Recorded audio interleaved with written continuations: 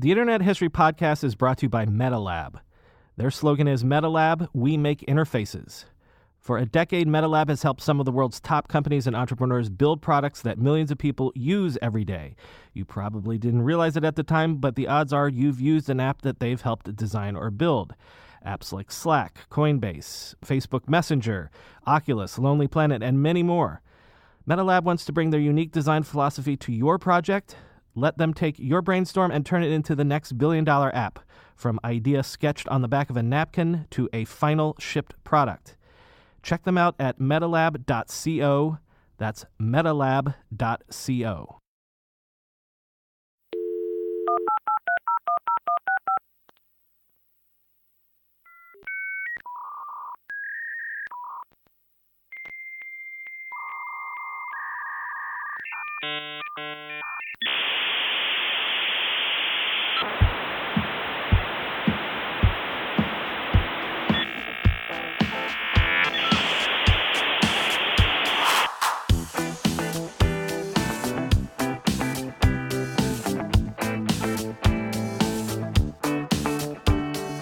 Welcome to the Internet History Podcast. As always, I'm your host, Brian McCullough.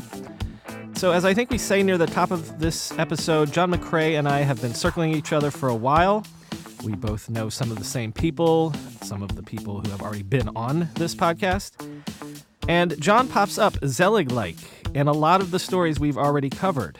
Apple, Netscape, doing battle with Microsoft in the 90s.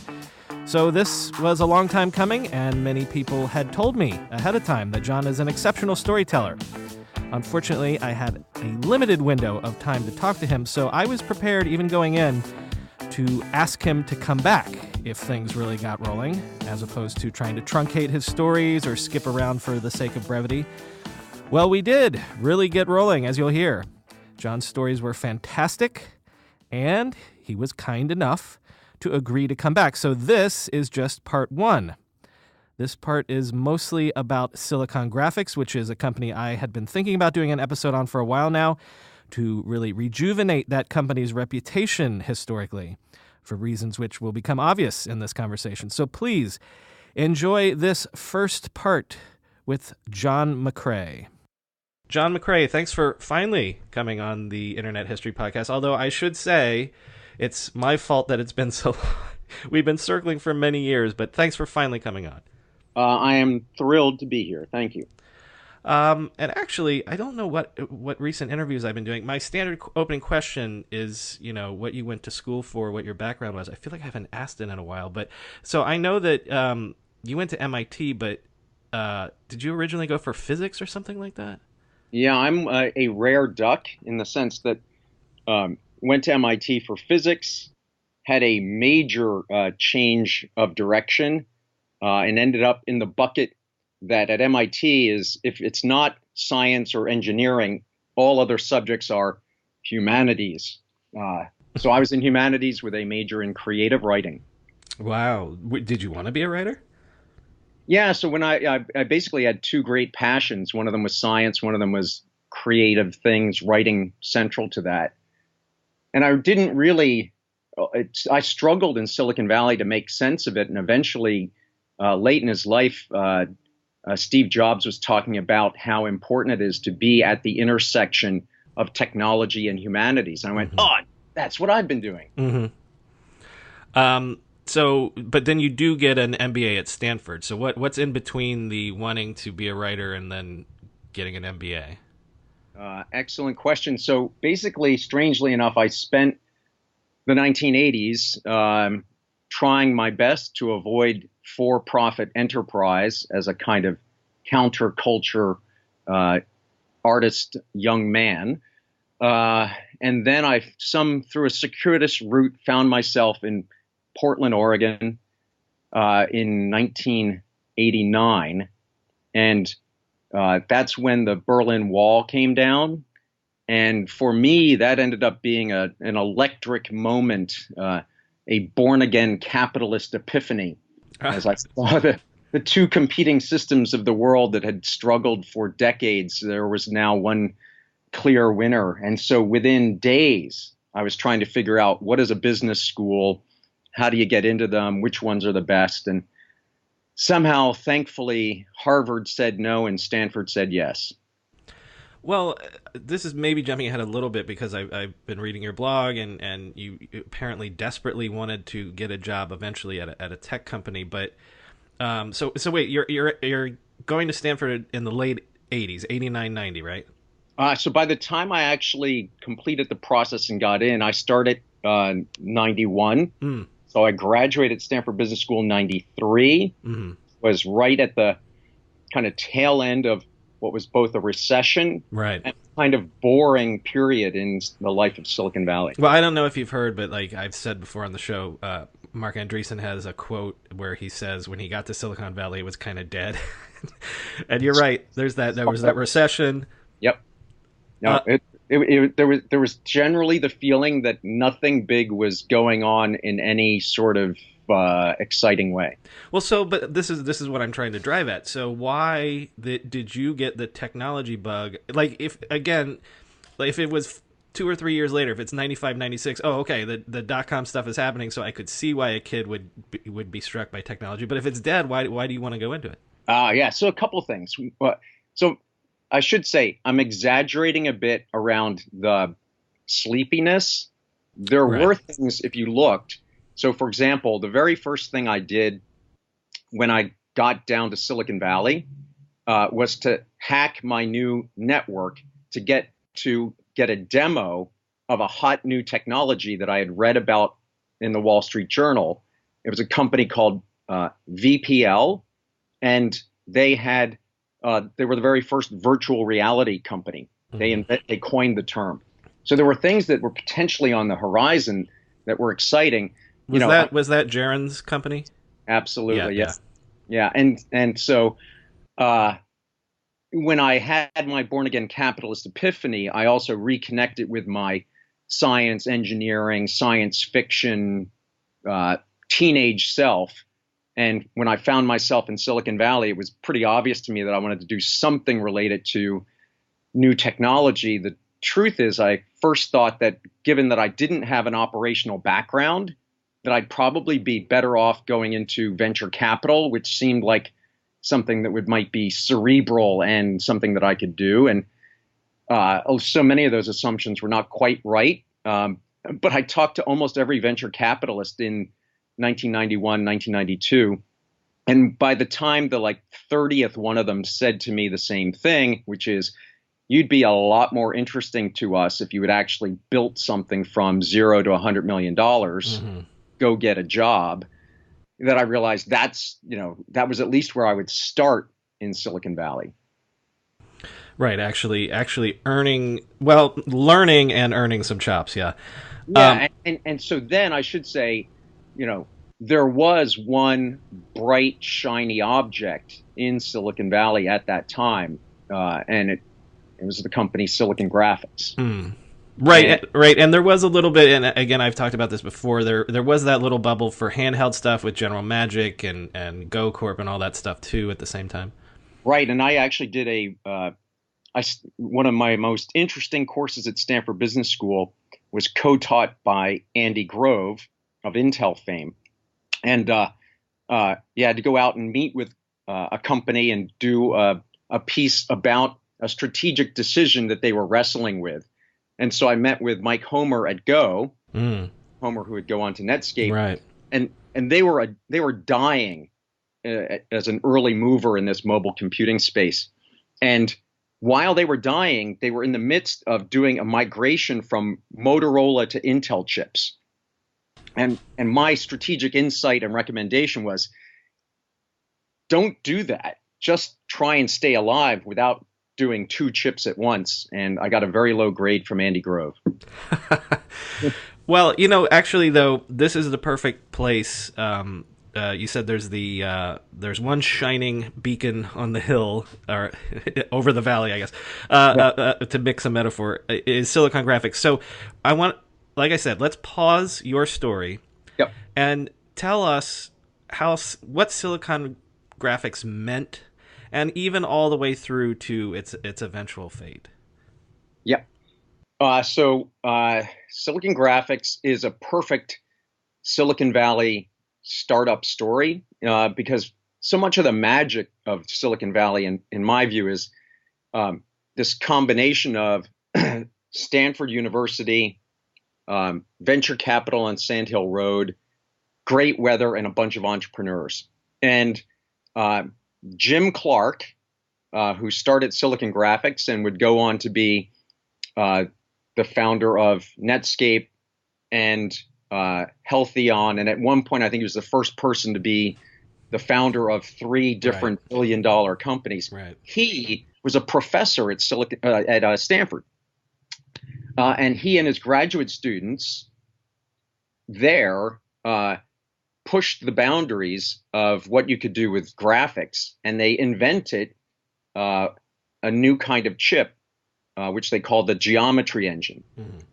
And it was a chip that was extremely well suited for the floating point intensive mathematical calculations that you need to do for real-time interactive 3-dimensional graphics at a point in time where computers didn't do that. And so Jim got the entrepreneurial bug, but he did not he didn't set out to create a computer company. He set out to create something that would look a lot more like what NVIDIA is today. He thought that you could turn the geometry engine into a product that you could license to all of the makers of powerful Unix workstations. And I don't know if he was not yet a great salesman or if those companies were too stuck in the rut of late 80s Silicon Valley torpor, but he failed and basically decided, well, I've got to make a company. And so Silicon Graphics became the first maker of computers that could do interactive 3D graphics. But so what you're saying though is it ends up being a hardware company essentially. Well, it was always going to be hardware, but I think the idea was chips or graphics boards. And so it ends up becoming, by the time I would get there years later, it was the hottest company in Silicon Valley. It was selling workstations that started at the tens of thousands of dollars and went up into the hundreds of thousands of dollars. And they eventually found, like a dozen different vertical markets where 3D, interactive real-time 3D could be transformative. Right, as I've said before, if people haven't heard these shows, the dinosaurs in Jurassic Park, Terminator 2 is part of it. So there's the Hollywood angle, but then also these workstations are hugely popular, and as we'll talk about at some point, they're even used at places like Netscape eventually. Yes, we'll have an interesting sidebar on that. But yeah, so and Silicon Graphics in the late 80s, early 90s was an ever more sprawling campus that had beautiful cafeterias with free dinners. A lot of what we think about of the kind of the culture of the Valley was getting pushed forward by Silicon Graphics at the time. You know what? I'm going to interrupt you again because I'm remembering 2 other things. Involved in the full service network partnership with Time Warner, which has been discussed extensively. This will be of interest to nerds. Worked on the Nintendo 64. I've got a backstory on that, if you like. Sure, go ahead. So Jim Clark was talking about video games months and months before there was any strong intersection between Silicon Graphics and video games. And the company's COO, Tom Jermalik, who will feature in a lot of my story coming up, apparently he was a pretty young guy. He just bought a motorcycle, and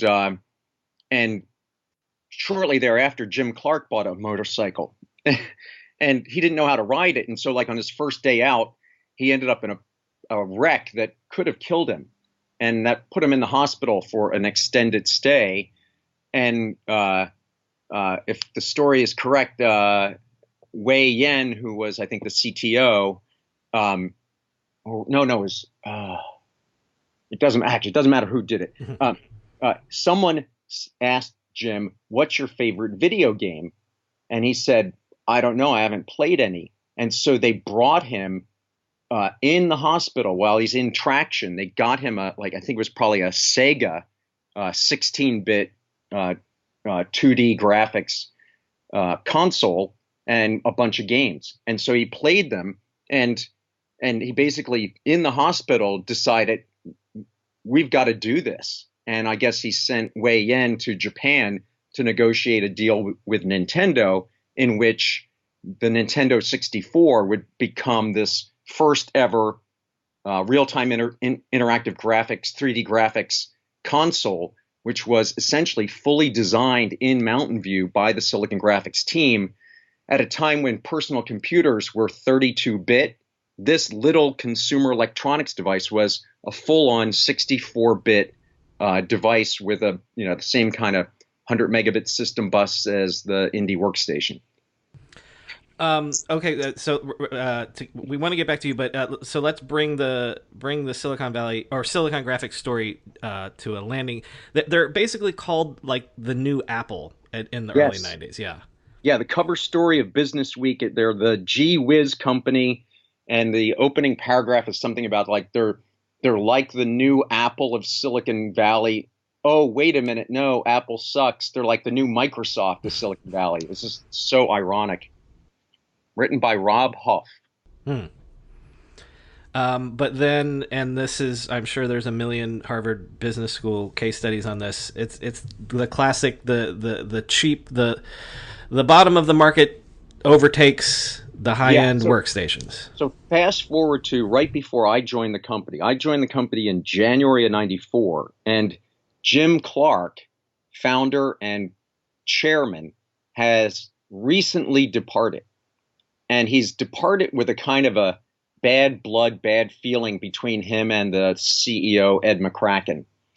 And one of the big strategic disputes is that Jim Clark had been pushing for a direction, a new direction for the company to basically enter into the business of making graphics boards for other hardware companies.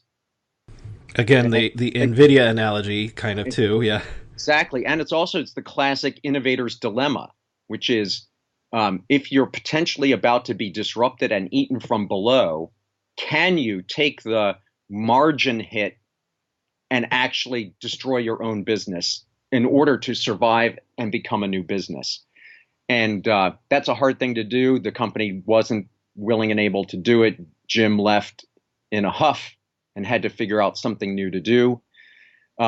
Somewhat ironically, tying it back, one of the key takeaways from Andy Grove in the high-tech strategy course previously mentioned, he painted a vision of two different ways to make computer companies, horizontal or vertical.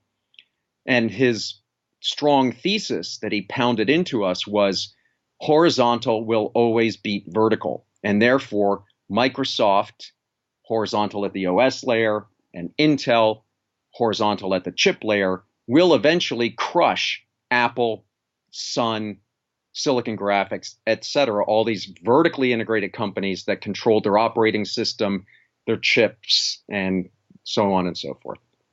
Go ahead. Ultimately, what happened to Silicon Graphics is they got eaten from below. Right. I didn't know this. I just pulled up the Wikipedia page. I didn't realize they were still around through 2009. No, that's a little bit like Polaroid still being around. I left in 1998. They stayed around in that form for a few more years, but I think they went bankrupt, and then a supercomputing company out of Oregon, I think, might have bought the brand asset. Mm-hmm. Okay, so let's bring you back into the story. All right. Newly minted MBA. As I read, you really, really want to get into tech, and apparently have a hard time?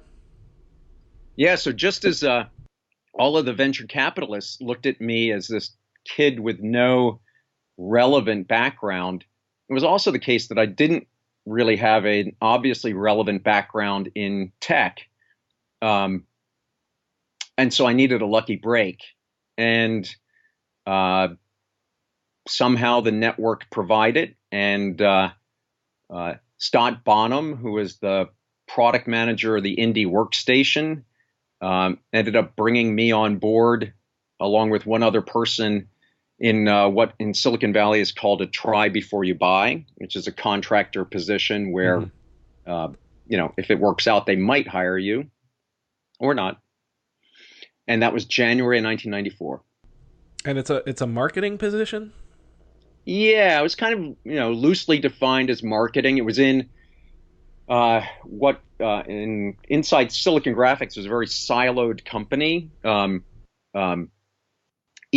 were many different divisions operating at different price points, and this was the low end division that had just recently launched what was supposed to be a transformational new product, the Indie Workstation. And there was a lot of stuff that needed to get done. And the magic of Indie was it was supposed to dramatically expand volume by, instead of being a $20,000, $15,000 box, it was supposed to be a $5,000 box and to open up a whole lot of new business. So kind of going down market, sort of like Jim Clark wanted, but just not quite far enough. Right, exactly. That was, the plan was to go down market that way rather than the more radical way of boards for other companies. Well, actually, you know what? It occurs to me, describe what a workstation meant in the early 90s. Like, who would buy it? What's the use case for it? Like, why are people buying $20,000 workstations? Yeah, so the form factor of a workstation wasn't dissimilar from a personal computer. Many of them were like a tower. Although Silicon Graphics, as a wonderfully crazy company, every box they came out with was a different shape and a different color. Yeah, they were way into design, weirdly.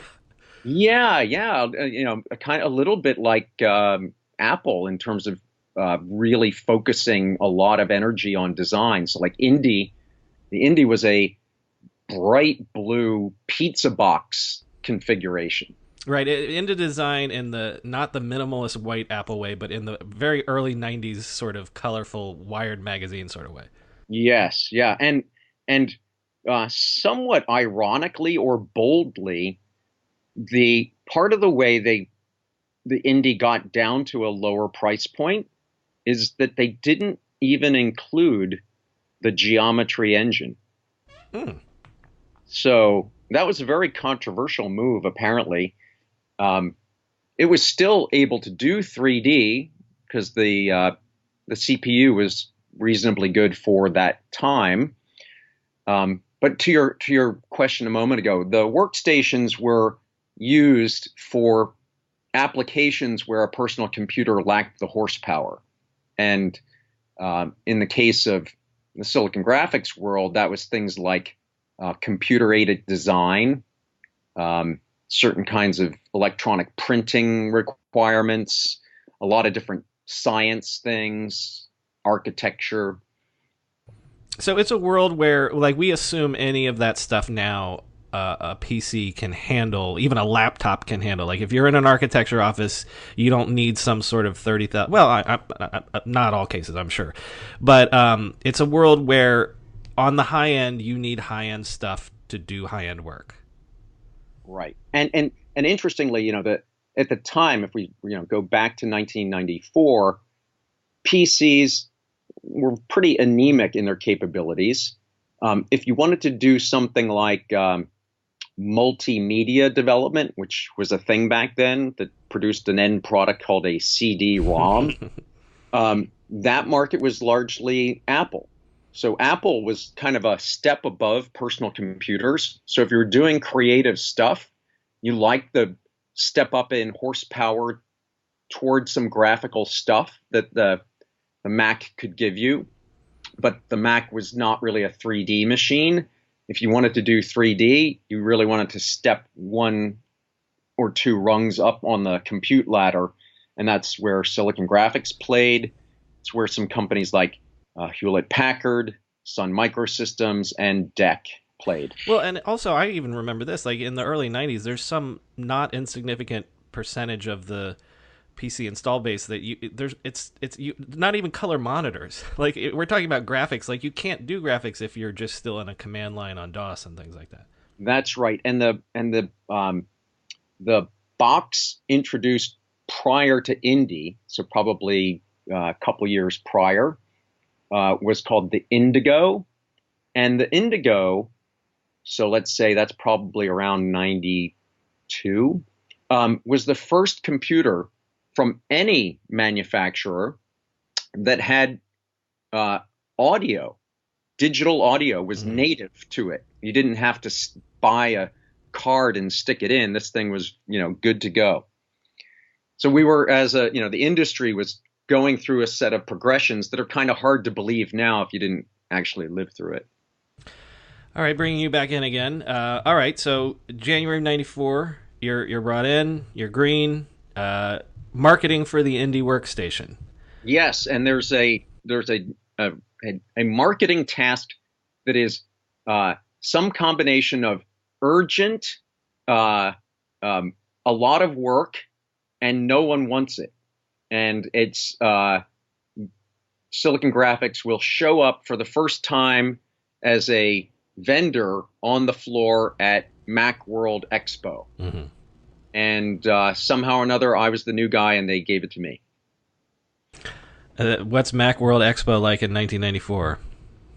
Well, it turns out I had never been to a Macworld Expo, so I didn't have anything to compare it to. And it's particularly funky thinking about this now. Like, this is essentially, I don't know if it was owned by Apple, but this is, hardcore lovers of Apple are there to learn about Apple-y stuff. And here's this Silicon Graphics company with competing hardware showing up, and it was so different. I remember it really felt like we were aliens that had just landed into the Moscone Center, and people were coming up and staring at the hardware like, what is that? That's not a Mac. What is that? And we always, Silicon Graphics was a visual computing company. So everything we did had high impact, sexy visuals, and again, it was driving stuff in special effects in movies and increasingly in video games. So our demo reels were all like eye popping and jaw dropping. Well, and you're coming in there doing what Apple at the time, hung its hat on. We're the multimedia company. We're for the creatives coming, and you guys are the guys that are actually killing that stuff at the time. Yeah, it was a weird time. Apple was, clearly off their game, and there was a sense that they could be knocked off their perch, that they might die.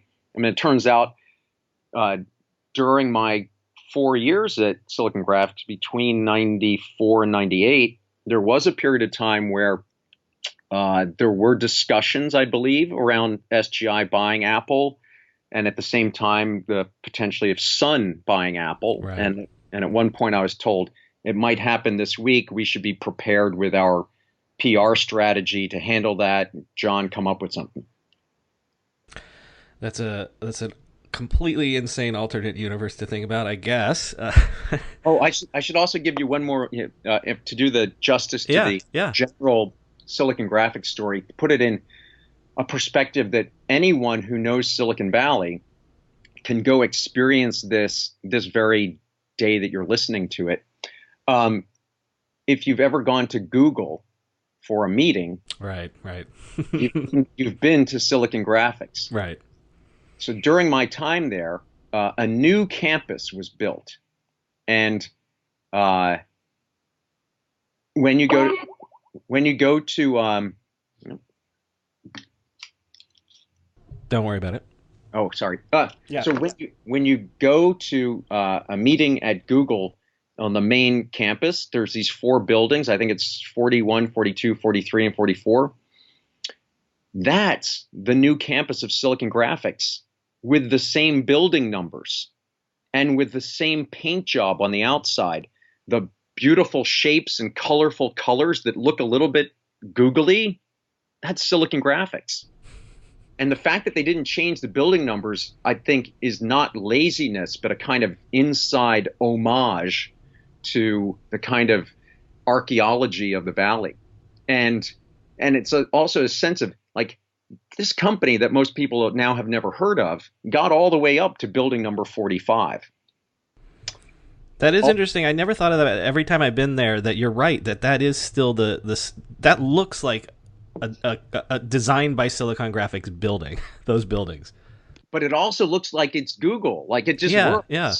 The other thing that's funny down that I have to share is, right by there is a place called the Sports Page, which is kind of a divey sports bar that's been there forever. When Silicon Graphics was really young, and they were going from buildings 1, 2, and 3 to having building 4.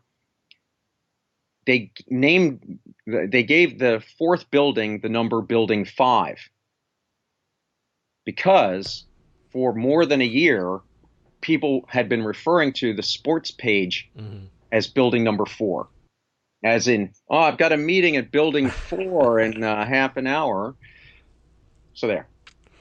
Well, so now you know the true origin story of the Googleplex. Although there were other Googleplexes before that one too, but yeah.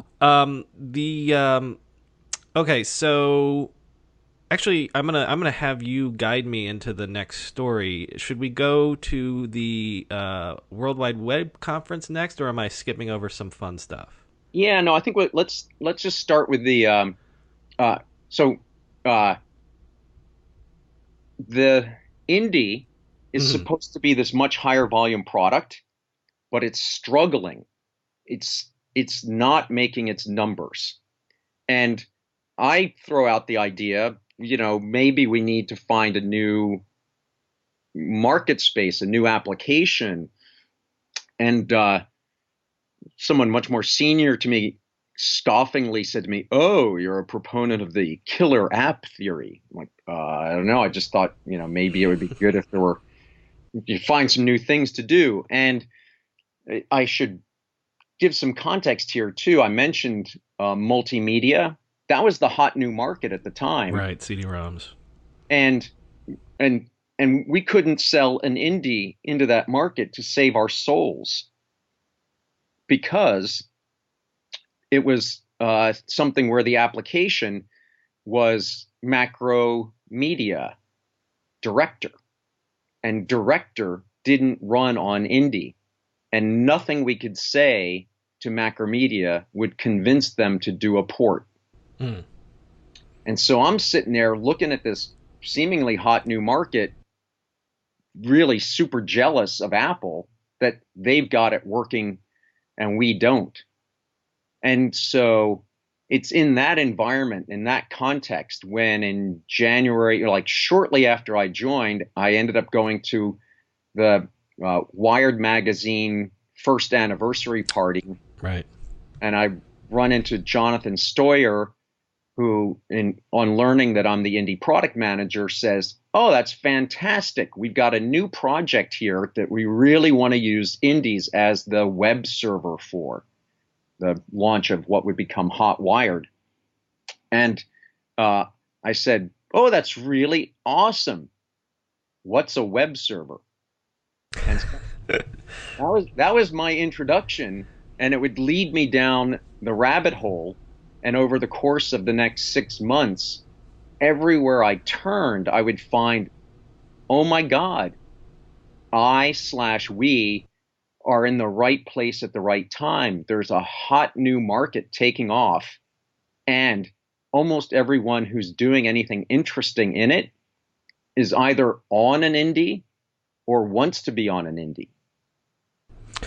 Right. I don't know. We might come back to this, but Wired was begging and scraping around for any sort of hardware at that point. But so is the next story then the web thing, because now you determine that maybe this is a hot market to go into, right? by the summer of '94, Uh-huh. I'm like, oh my God, this looks like the thing. This is huge. Happenstance, there ended up being another meeting between Andrew Anker at Hotwired Mm-hmm. and Sanford Russell, who was also on the indie product team, and that quickly turns into a discussion about hardware, and uh, and a quick deal is made. They get 5 indies in exchange for some kind of promotional treatment for us.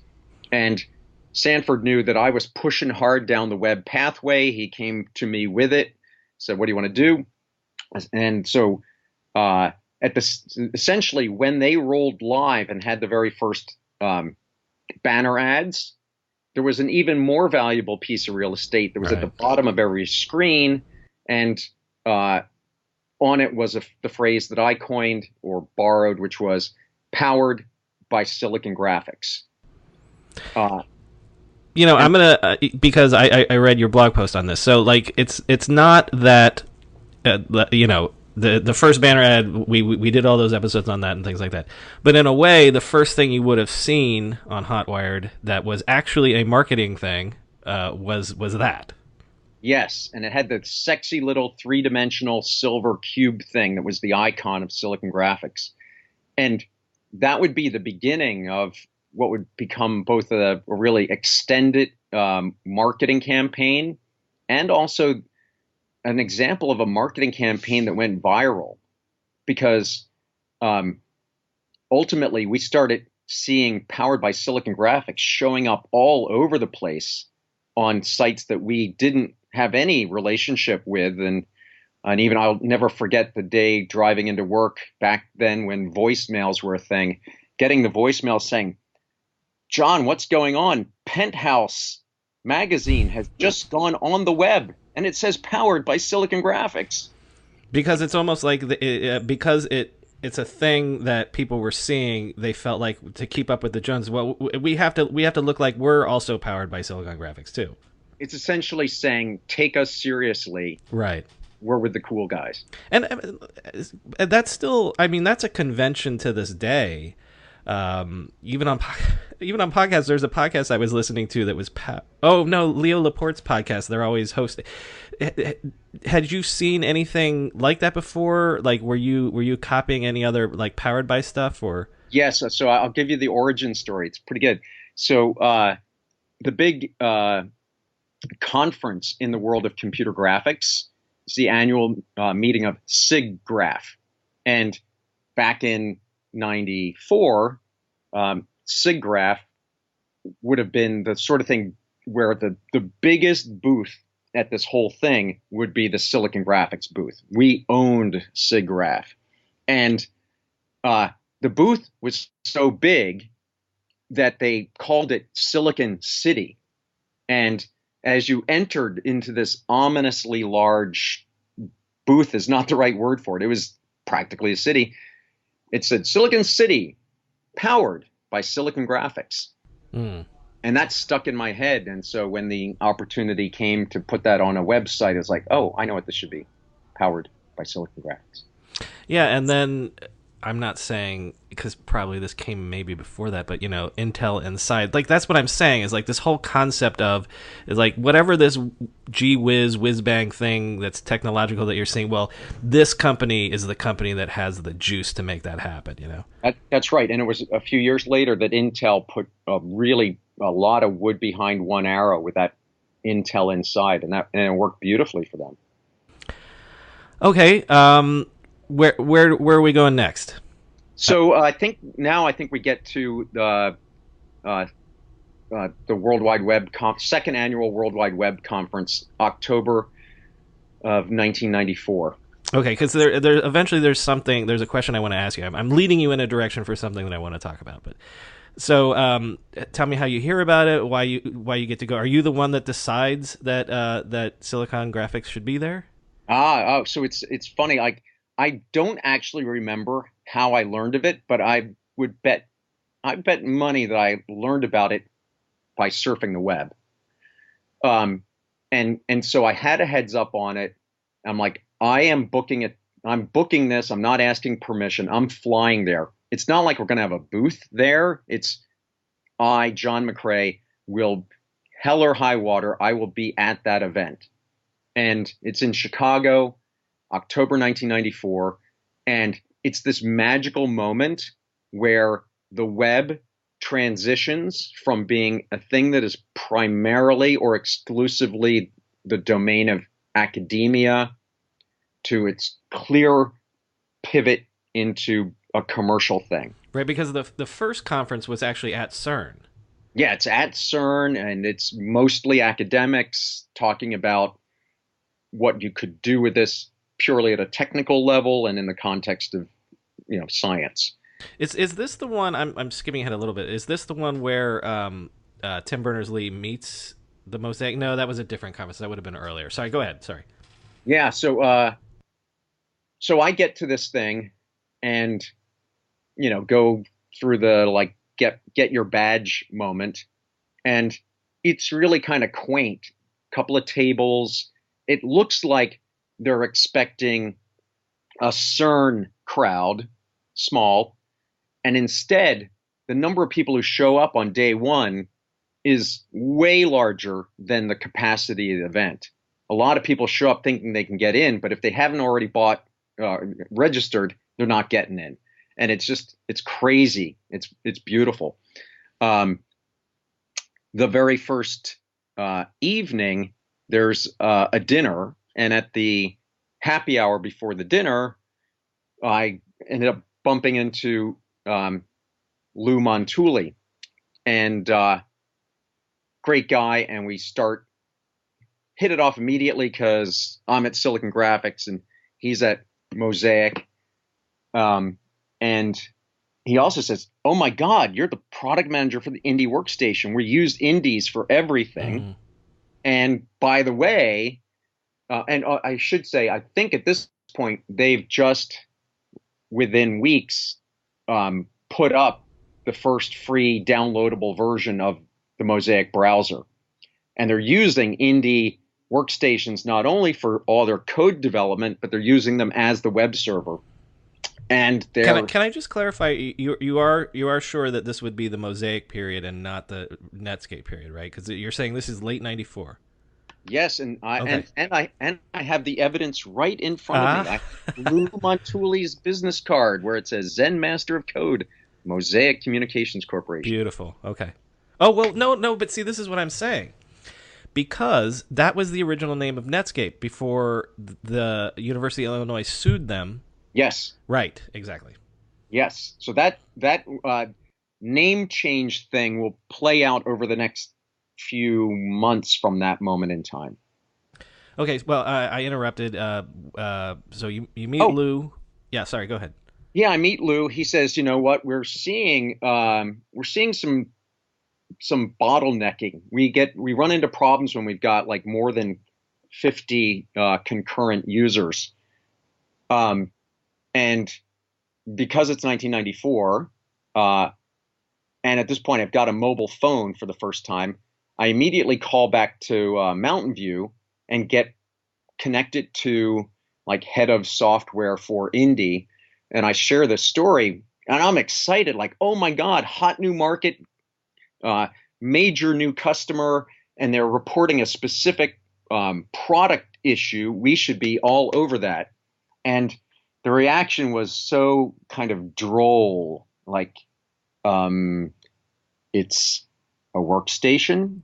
Yes, it's meant to be able to handle multiple users, but 50? So the good news is that the team then did actually jump on the problem, and within a few weeks had a much better, more scalable TCP/IP stack for handling that kind of large number of concurrent users. Anyway, that's the beginning of this thing, the beginning of a night where by the time dinner's finished, we get boarded onto buses and taken to, I guess, the part of town where there's a lot of blues clubs. I forget, some of the details are foggy, but by going with Lou, I get connected with Mark Andreessen and the entire what would become Netscape team, and I basically hang out drinking with them, swapping ideas, asking lots of questions, and learning everything that they know and how could we serve them better. And so it's kind of like that. And in the next day, I'm looking around. There are actually companies there with booths that have product, and I'm on the hunt for the next Macromedia. Someone who's got an HTML authoring system that we can get running on Indie so that we're not locked out of this market. Well, that's what I was leading you towards. So, is this sort of like your career-making sort of moment? Like, this is the thing that I can hitch my horse to, and I basically, just as I had the born again capitalist epiphany when the Berlin Wall came down, this is the moment where I go, oh my God, this is the biggest thing that will happen. And it's pretty obvious that this could be an enormous play for Silicon Graphics, both because the company had recently gone into the server business and because a whole new multimedia authoring software market is about to explode. Mm-hmm. And we could play on both sides of that. Workstations for authoring, servers for serving, and guess what? The Indie can do both. And so my mission from that moment forward is, how do we get into this market as quickly enough with a solution for authoring and a solution for serving? When you go back home and you you start to tell Silicon Graphics about this epiphany, how are you received? Well, I should probably preface the answer by saying, first, I was 32 years old, mm-hmm.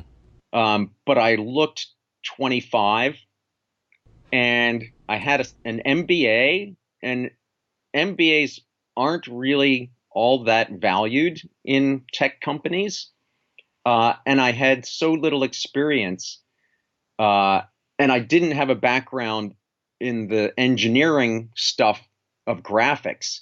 So I was probably the least persuasive person to go around in an excited manner trying to get people with a lot more experience to try and change their priorities. You know what just occurred to me? Sorry to interrupt, but no, because you come back, you've been meeting with the Netscape team. Was there any sort of maybe institutional political animosity towards the web because of Netscape, because of Clark, that sort of thing? It's an excellent question. As it turns out, there's a lot of complexity there, and although I shared with you the backstory around Clark's departure, I didn't know any of that backstory at the time. Mm. And so it turns out, betting my career on making a successful partnership with Netscape, people who knew more might not have chosen to do that. Mm. Because there was, in fact, some real tension, unresolved between the two companies, between some of the players involved in what would transpire, because this company that would become Netscape was also growing fast, hiring, and not surprisingly, Jim Clark was saying, let's get this guy from SGI, this guy from SGI. They even were trying at that time to cherry pick Tom Jermalik, the COO. But I didn't know any of that at the time. Right. It's funny because in all his, even that most recent Valley of Genius book, the oral history, but in Jim Clark's autobiography or whatever, like he always says, well, I knew I couldn't hire anyone from but then if you look at it, there's all these Silicon Graphics people that come over. Yes, absolutely. But not me. I was busy. Okay, Anyway, so then you come so back and you say, here's my epiphany, here's what I want to do. yeah, it's really crystal clear. There's a huge opportunity here. Hey, server division. We've launched into the server market. And guess what? There's a whole new server market that's going to be enormous. It's called web serving. And some people on the product/marketing team agreed, but it would go up to the GM level and it'd be like, you know what? Not really. We're really focused exclusively on the terabyte size database server market, and the web thing doesn't really look very big right now. We had two software divisions that were making stuff. One was making mostly stuff for our desktop, and they made the GUI and some of the tools. And there was another one that was recently launched called Silicon Studio that was set up to create authoring software for interactive multimedia. But they were, you know what? Because I've not really covered that a lot. We're getting into the HTML authoring and editing stuff that I've never talked about.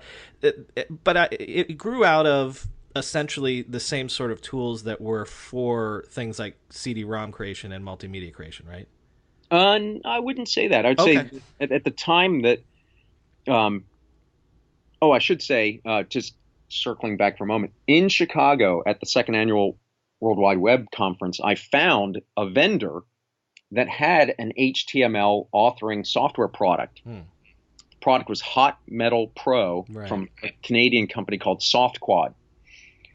And so we exchanged business cards, the CEO and I, and started down a pathway of figuring out a deal to get them to port Hot Metal Pro to our flavor of Unix, which was IRIX, which would have gotten me a check the box. We've got authoring software on our workstation.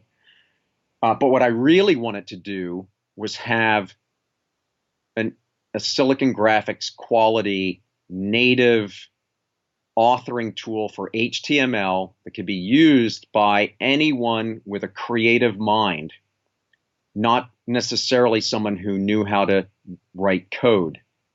And a lot of that comes from my background in the arts, where what I saw in the web, among other things, was a new medium. Like, oh my Lord, a new medium that's going to be a large market. We should make tools for artists, tools for creatives. And so that was my pitch, and it failed in both of the software divisions.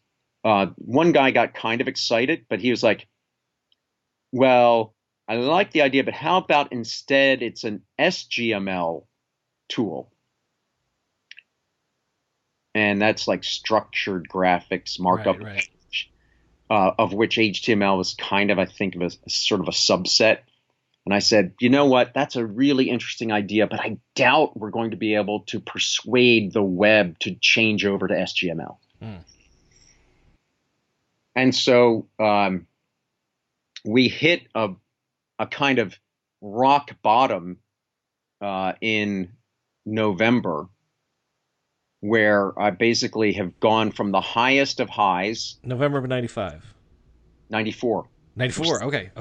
Yeah, we're still in. So at this point, I remember so much of this because it was like it was happening both in fast motion and slow motion at the same time, which is I knew I was in an historic moment.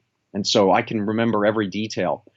I was scared shitless that someone else was going to get to market before us with a web system product, whether it was a web server or web authoring tools product. I thought for sure Apple or Sun would clearly see this market and would beat us to the punch. And that just drove me insane. But when I couldn't get any division to agree to make the web one of its top priorities, I felt like I was dead in the water. And at that point in time, partly because of the troubles Indie had in trying to get to volume, there was a new director of marketing, a guy named Jim White. And I think it was probably like on a Friday evening, in his office, I shared my incredible frustration, and he said, I said, basically, the company, we are going to blow this. We're going to let this opportunity slip through our fingers. And he said, why don't you just make it happen? I went, I'm not even what I didn't know exactly what he was suggesting, but then all of a sudden I realized, rather than having the different divisions that would logically do this, I could start a new business venture within the company that was to be the one that did the web. And so the next day I then was met with Tom Furlong, who was the general manager of the low end division. And I said in a peppy, enthusiastic way that I was keen to be put in charge of an effort to create these kind of bundled solutions that would be a combination of our hardware and software for web authoring and web serving. He said, that is fantastic. I've actually been I've been advocating for solution bundles and getting a lot of resistance on it. So yes, please go ahead. And I said, well, thank you. That's great. I think he did a gesture. He's like, as if he were knighting me. I was going to say you had to get knighted. Yeah. I forget whether I asked for it or whether he came up with it, but basically he knighted me with a virtual sword. Or like a priest giving absolution or something. Yes, exactly. And, a smile on his face, twinkle in his eye. And I said, you know what, Tom, that's great. Thank you. But for this, I need to be knighted at a higher level, because this has to span multiple divisions.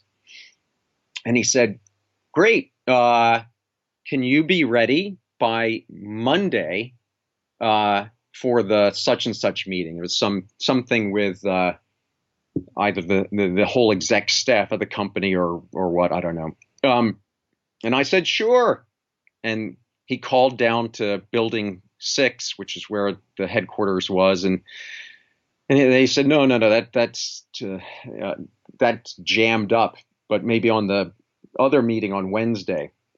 And so I got scheduled for this meeting of all of the company's vice presidents under the control of Tom Jermolak for the following Wednesday, which, thank God, because it gave me a few more days to actually put together a presentation. This is what we're talking about is eventually known as, the overall thing is WebForce, right?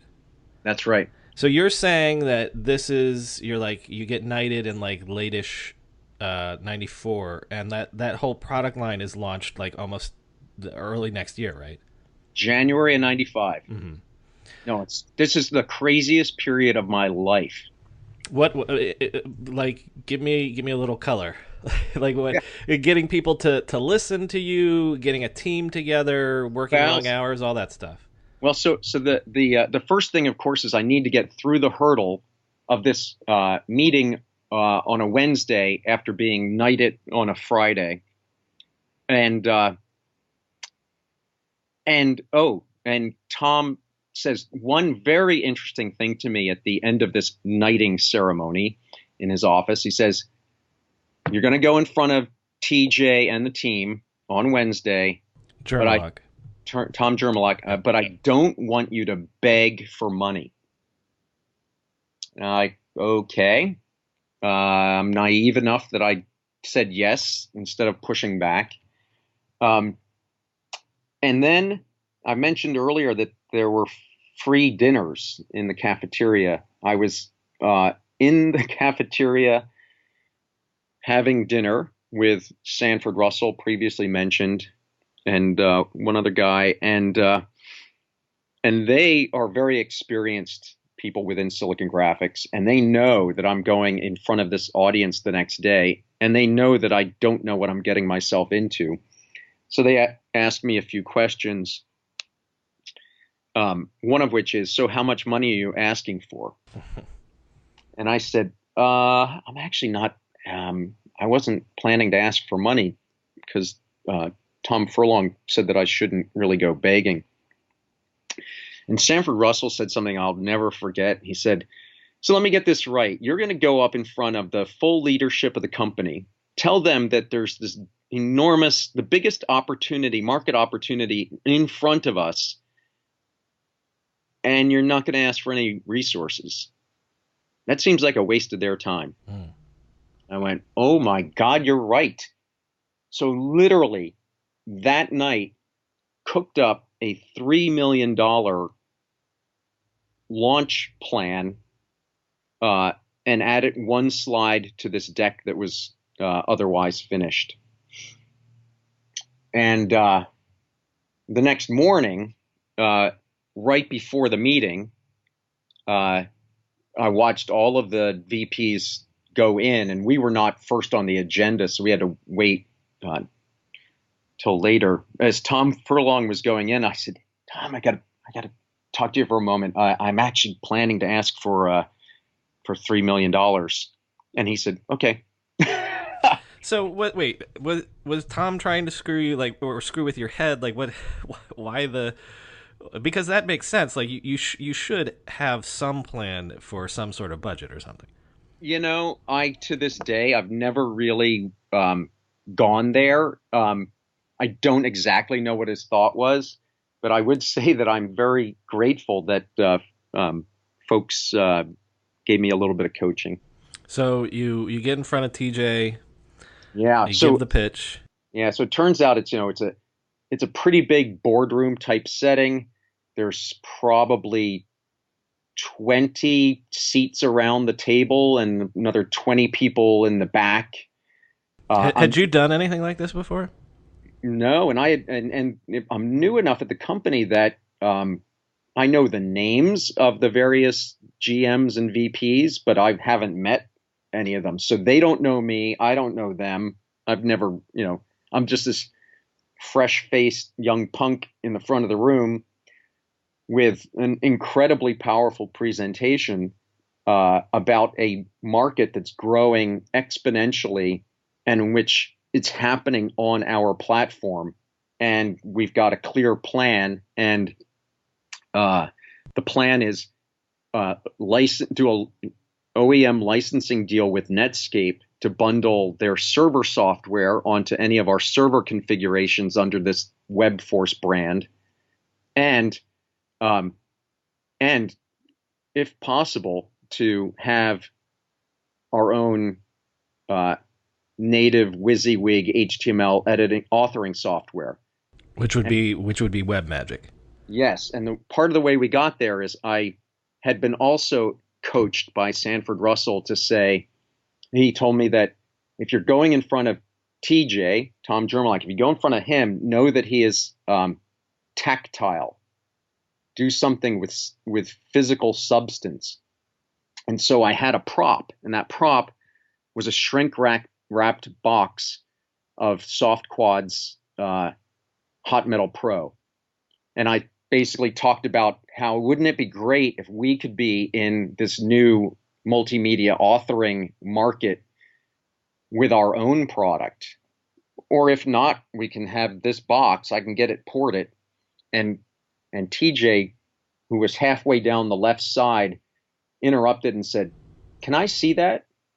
And this box then went from one exec to another, and each one felt that he or she needed to look at it with a kind of reverence all the way around the table. What will transpire is within 24 hours, Wei Ting, who headed up one of the two software divisions, the one that did the GUI and desktop tools, came to me and said, we really should do our own. And so it was this magic of this prop going around the room and everyone going, man, wouldn't it be great if we had our own software? So instead of, you asked for 3, right? But I think you get 2.5. Yeah. But so the magic moment, again, because it happened so late and there wasn't this coordination, So we get to the end and we hadn't really rehearsed. How do we do the ask? How do we close? And TJ says, looking at this thing where I basically have shown, he looks, he goes, so let me get this straight. If I give you $2 to $3 million, you'll take your outlook for the next 2 quarters up by 15 million. And by outlook up, he means that the low end division would agree to bring in $15 million more in revenue in Q1 and Q2 of calendar 1995, which is essentially what I was clearly suggesting, but hadn't coordinated with Jim White, who was the director of marketing, nor with Tom Furlong, the GM of the division. And so TJ is looking at me. The room is mostly dark except for the light on me and a few of the execs. I'm looking to the back of the room where in the darkness, please help me out. And after what seemed like a really long pause, Jim White stepped forward. This is the guy who had encouraged me to take the leadership on this. And he said, yes, we'll take our outlook up by 15. And as he's saying that, TJ has to swerve to the left in his chair to acknowledge, hear it, see it. He then swerves back to my direction, and he literally says, pointing at me, make it so, number one. Oh, a little Picardy there, yes. Exactly. There aren't really many moments in my career that have quite that level of drama, but that's the magic moment. That's a great story. As soon as the room clears, I go to the back. Jim White comes up to me, kind of leans in close, almost whispers into my ear, your number one job now is hiring. You've got to build a team. A team that will include previous guest Rob Reed? Yes.